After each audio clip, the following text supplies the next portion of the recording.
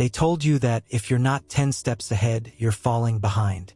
That if you're not constantly pushing, you're wasting your potential. But what if I told you that pressure, that panic, that deep ache of, I should be further by now, isn't truth, it's programming, and it's killing your peace. You're not late. You're not lost. You're just unlearning the need to control everything. And that's not weakness. It's wisdom finally waking up inside you. Most people spend their lives chasing timelines that were never theirs. They compare, they rush, they force, and wonder why they feel empty. But what if your delays were divine? What if not knowing is part of knowing? If life feels heavy, chaotic, or stuck, maybe it's not because you're doing something wrong. Maybe it's because you're holding too tightly to something you were meant to let go. And that changes everything. You don't need to hustle to be worthy. You don't need to have it all figured out to feel aligned. You're allowed to breathe, to pause, to trust. This message didn't find you by accident. It found you because you're ready. Ready to stop running. Ready to feel differently. Ready to surrender. And when you do, everything begins to move without force. You've been taught to fix things before you even knew what broken meant. From the moment you were told to stop crying, to the time you felt pressure to explain your 5-year plan, the message was clear. Discomfort is a problem, and problems need fixing. You probably learned to scan every moment for what's wrong instead of what's unfolding. And before you even realize it, you're reacting to life like it's a never-ending checklist. This habit doesn't make you bad. It makes you human. But it also keeps you trapped in a loop where peace always feels just out of reach. Ever catch yourself mentally rewriting conversations that already happened? Or planning tomorrow's response to a problem that hasn't even arrived? That's the habit of fixing at play. It turns silence into suspicion and rest into guilt. A calm day suddenly feels like laziness. You feel like if you're not doing something, you're falling behind. That tension in your chest? That's your body trying to brace for a fall that might never come. It's exhausting, and ironically, it rarely fixes anything. It just burns you out in the process. Here's what most people miss. Trying to fix everything puts you in constant resistance with life itself. Imagine walking into the ocean and yelling at the waves to stop moving. That's what your mind does when it can't let moments just exist. It makes sense why you'd want control, especially if life has thrown chaos your way. But at some point, the habit stops serving you. You end up solving problems that don't even exist, or worse, creating new ones just to stay busy. That's not living, that's just emotional survival on autopilot. And the real kicker? That constant fixing often targets you. You start thinking you're a project instead of a person. You wake up with a mental to-do list of flaws to correct. Be more productive, stop overthinking, get your act together. It's like there's a version of you that you're constantly chasing but never quite reaching. And that creates low-key emotional tension that builds quietly until one day it erupts into burnout, resentment, or emotional numbness. It's like running a race with no finish line. Eventually, you forget why you started. I've seen this play out in people who are doing everything right but still feel empty.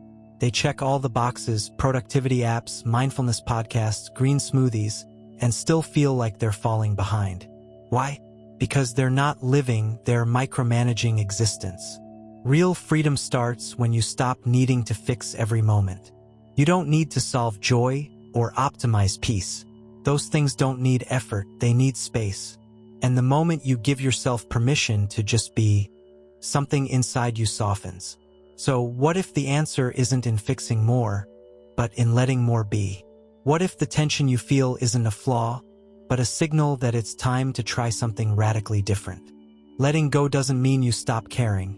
It means you stop carrying what was never yours to hold in the first place. You've probably been told that strength looks like control, like holding it all together, like pushing through no matter what. But real strength? It's the moment you unclench your grip and say, I trust. And I know that sounds risky, but the truth is, clinging creates more chaos than calm. The tighter you hold on, the more life slips through your fingers. There's a kind of quiet power in surrender that most people never learn to access. It's not weakness, it's wisdom. When you let go, you're not giving up. You're giving space. Space for clarity, space for healing, space for new things to come in. Think about how trees drop their leaves every year. They don't panic. They prepare. They know growth follows release. You're not meant to control every outcome, every feeling, every person. You're meant to flow through life, not wrestle it to the ground. Most of the pain you feel, it doesn't come from what's happening. It comes from your resistance to what's happening. That's a game changer once you really see it. Fighting reality is like punching water. All you get is exhaustion. But when you stop resisting, when you actually allow the moment to be what it is, something wild happens. Peace sneaks in. And not the fake kind, but the real, grounded peace that shows up when you stop trying to fix the ocean and start learning how to float. Letting go also means you stop needing to have it all figured out right now. That's hard, I get it. Especially if you're used to being the planner, the helper, the one everyone counts on. But you can't map out every step on a journey you're still discovering. Sometimes the best move is to stop moving, to sit, to breathe, to say, I don't know what's next, and that's okay. That moment of honest stillness, that's where life whispers something new. I've seen people hold on so tightly to what's familiar, even when it's painful, just because it's safe. That job they hate, that relationship they outgrew, that belief that keeps them small. Better the devil, you know, right? But letting go doesn't just set you free from something, it sets you free for something. For better, for lighter, for truth. And yeah, it feels scary at first, but so does flying, until you've done it enough times to realize the sky was always yours. And once you've felt that shift, that sense of relief that comes when you release the need to manage everything, you start to see your world differently. You don't look at stillness as weakness anymore. You see it as the birthplace of something real. You've been fed the lie that your worth is tied to how much you do. That if you're not constantly achieving, improving, grinding, you're falling behind. But let me tell you something most people won't. Productivity without purpose is just a fancy form of self-punishment. It's anxiety in disguise. You check your phone 100 times, plan your week down to the second, and still feel like you're failing. Why? Because hustle doesn't equal value. Presence does. Most people stay busy just to avoid sitting still. They confuse motion with progress. But there's a big difference between being active and being effective. You could spend hours organizing your inbox and still not touch what really matters. Real productivity sometimes looks like stepping away from the noise and asking, why am I doing this? When's the last time you did something not because you had to, but because it aligned with who you are becoming? Think about how much energy you waste trying to control the uncontrollable. You plan conversations that never happen. You rehearse outcomes that don't exist. All the while, your body's tense, your mind's racing, and peace feels like a luxury you can't afford. But here's the secret: control is addictive, and it rarely delivers what it promises. It gives the illusion of safety, but steals your joy. It's like trying to build a house out of fog. The more you grab, the less you hold. I once worked with someone who was obsessed with getting just one more thing done. She had apps, checklists, goals, backups for her goals. But she was miserable. Her relationships were surface level, her health was declining, and she hadn't laughed in weeks. When we talked, I asked her what she would do if she had nothing to prove. Her answer? I'd sit in the sun and read. So I told her, start there. That was the beginning of her healing. Not a new system, but a new permission. Subtraction is powerful, but most people are scared of it. We think adding more will fix the void, when often the void is the very space we need to hear ourselves again. What if productivity wasn't about pushing harder, but listening deeper? What if it meant deleting that app, saying no to that meeting, or walking without your phone for once? Your nervous system is begging for less noise, and your soul? It's asking for meaning, not metrics. And once you realize that peace can coexist with purpose, and even enhance it, you begin to shift the way you live, the way you choose, the way you show up. not to control more, but to experience something richer. You've spent years in go mode, haven't you? Always reacting, always calculating, always bracing for what's next. So when you finally slow down, even for a second, it doesn't feel peaceful. Feels wrong, like you're missing something. But that's not a flaw in you. That's just your nervous system learning that safety isn't in the rush. It's in the rest. Stillness isn't new. It's just been buried under years of urgency and noise. Sitting in silence for even 5 minutes might feel like torture at first. Your mind starts spinning, digging up things you thought you'd buried. You feel the itch to check your phone, to turn on some background noise, to do something. But here's the thing. What you're feeling isn't boredom. It's withdrawal. You're detoxing from distraction. Stillness isn't empty. It's full of truth. And truth? Yeah, it tends to whisper things you've been avoiding. When you let yourself stay present without distraction, something remarkable happens. You begin to hear the patterns you've been living on repeat. The same thoughts, the same doubts, the same fears that run your day without you even noticing. But here's where the power lives. Once you see them, you can change them. This is where real transformation begins, not with external goals, but internal awareness. You don't fix your life from the outside in. You clear space inside first. Most people chase peace like it's a finish line. They think if they meditate long enough, achieve enough, or heal perfectly, they'll finally earn peace. But peace isn't earned. It's remembered. It's already within you. It's just buried under expectations, pressure, and mental noise. The goal isn't to create peace. It's to stop doing the things that push it away. Reading a book like The Untethered Soul or Stillness is the key. Can help you start seeing this in a whole new light. I know it can feel strange to just sit and do nothing, but stillness isn't nothing. It's the beginning of everything that actually matters. Clarity doesn't show up when you're multitasking. It shows up in the quiet.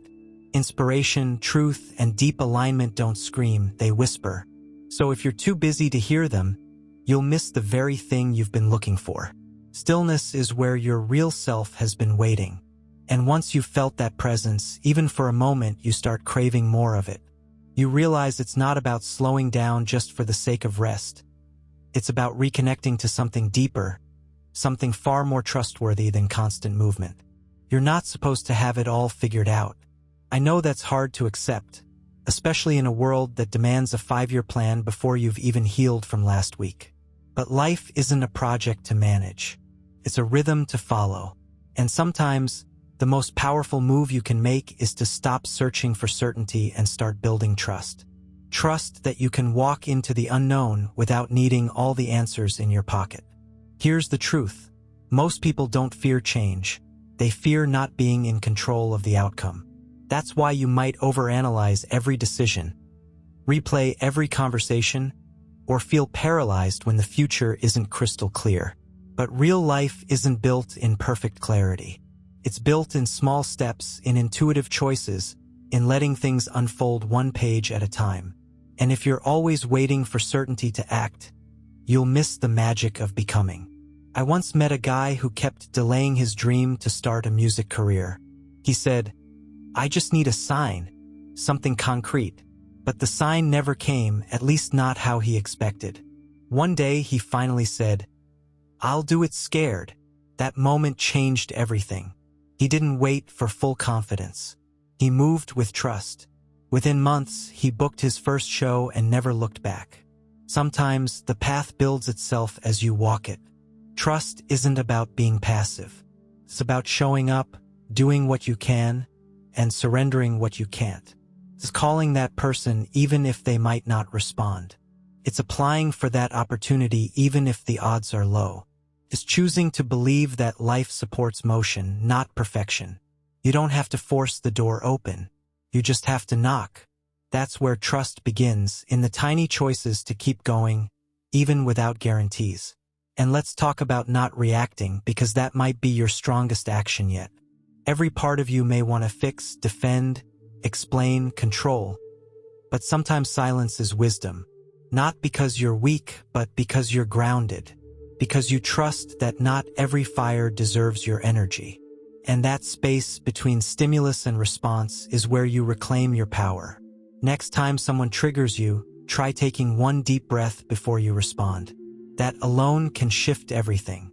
The more you allow life to unfold without micromanaging every detail, the more you begin to notice something curious. Things often work out better than you expected, especially when you're not clinging so tightly. And that calm inside you is just starting to change how you show up for others too. You might not realize this yet, but your energy speaks louder than your words. You walk into a room, and without saying a thing, people feel something. And here's the kicker: when you're trying to fix or change others, that energy leaks out like static. Even if your words sound calm, your presence says, "You need to be different for me to be okay." That's not connection. That's control wearing a friendly mask. But when you shift your own energy, when you drop the need to fix, to manage, to mold, something softens. People feel safer around you. It's like you become a lighthouse instead of a lifeguard. You're not diving into everyone's drama to save them. You're simply standing steady in your truth, lighting the way. And weirdly enough, that's when they start changing. Not because you made them, but because your peace gave them permission to find their own. Think about a time you were around someone truly grounded. They didn't talk much. They didn't give advice. They just were. And yet, you felt calmer just being near them. That's what happens when you stop trying to manage everything around you and start tending to what's within you. Your nervous system starts to regulate. Your reactions soften. And suddenly, you realize you don't need to fix them to feel peace. I once worked with a woman who was constantly exhausted by her partner's mood swings. She kept trying to say the right things, offer support, help him change. Nothing worked. But when she finally stopped, when she focused on her routines, her boundaries, her joy, he began to shift too. Not overnight, but steadily. Because when the emotional tug-of-war ended, so did the tension.